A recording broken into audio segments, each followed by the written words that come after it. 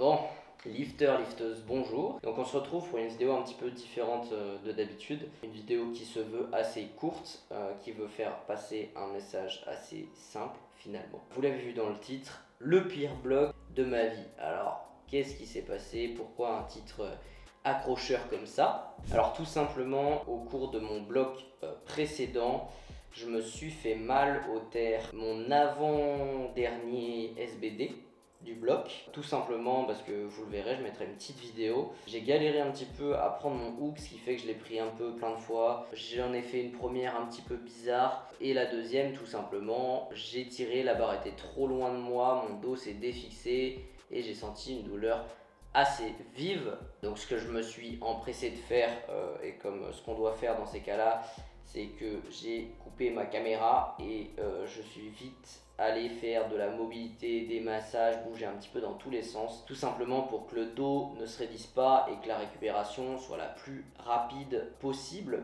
Donc voilà, suite à ça, j'ai pu, on va dire, assez vite retrouver des performances correctes, on va dire au squat. Donc j'ai pu faire un PR notamment au squat en volume, c'était du coup 4x5 à 195, donc qui est bien passé en plus. Et après j'avais fait le choix dans mon bloc de continuer sur mon gros SBD qui était prévu, donc mon SBD de fin de bloc, des triplés plus ou moins RPE 10, du moins les meilleurs triplés que je pouvais sortir. Et du coup vous en doutez, c'était pas du tout passé comme prévu. Donc le squat j'ai pu monter qu'à 205 en single, ça m'a fait mal, j'ai posé. Donc j'ai zappé le squat, j'ai fait le bench lui qui s'est bien passé, la petite note positive, 3 fois 150. Et j'ai même pas essayé de terre. Résultat, 1 sur 3. Est-ce le pire bloc de ma vie? Bien évidemment non, ce n'est pas le pire bloc de ma vie.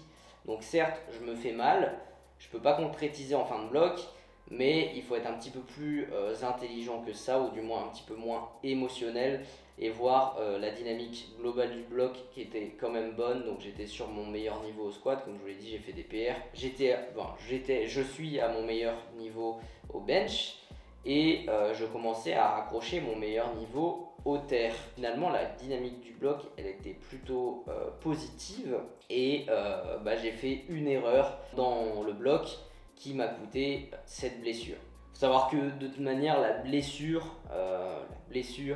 elle arrivera toujours un moment ou un autre dans la vie d'un athlète. Ce qui va faire, ou ce qui peut faire du moins la différence entre deux athlètes, ça va être la gestion psychologique et physique de cette blessure ou douleur. Donc moi dans mon cas je suis resté très très actif. Forcément ça fait chier sur le coup.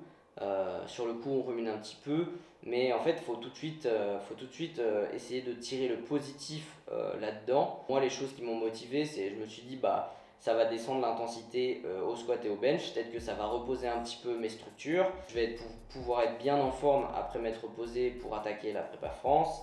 J'aurais pu me faire pire, j'aurais pu me faire largement pire, j'aurais pu finir hernie discale, lumbago, quoi que ce soit, c'est pas le cas. Faut trouver du positif partout. Comme ça diminue le stress au squat et au deadlift, je peux aussi maxer bien mon bench. Mon bench où j'ai fait un PR juste après à 160 en single. Le petit message de cette vidéo, c'est qu'il faut savoir tirer le positif même dans le négatif. C'est très rarement que tout noir ou que tout blanc. Même si c'est difficile, il faut réussir à accepter ça, à pas trop rentrer dans l'émotionnel, à essayer de rationaliser les choses et rebondir le mieux possible. C'est ce qui peut faire la différence entre deux athlètes, entre un qui va se dire purée je suis blessé, ça m'emmerde, j'avance pas, etc., etc., et qui va un petit peu ruminer sur ses idées noires, et l'autre qui va se dire bon ok, je suis blessé, maintenant qu'est-ce que je peux faire de ça, comment je peux avancer, comment je peux surmonter cette épreuve là. La négativité dans tous les cas ça n'a jamais fait avancer plus vite une blessure. La positivité on sait que ça fait avancer plus vite par le facteur biopsychosocial. Donc voilà, une vidéo qui était courte ma foi. Donc là je suis reparti aujourd'hui sur un nouveau bloc. Je vais essayer de mettre une bonne stratégie en place pour essayer de récupérer le plus vite possible. Donc l'objectif c'est pas non plus de faire des barres à 120 et d'attendre que ça passe.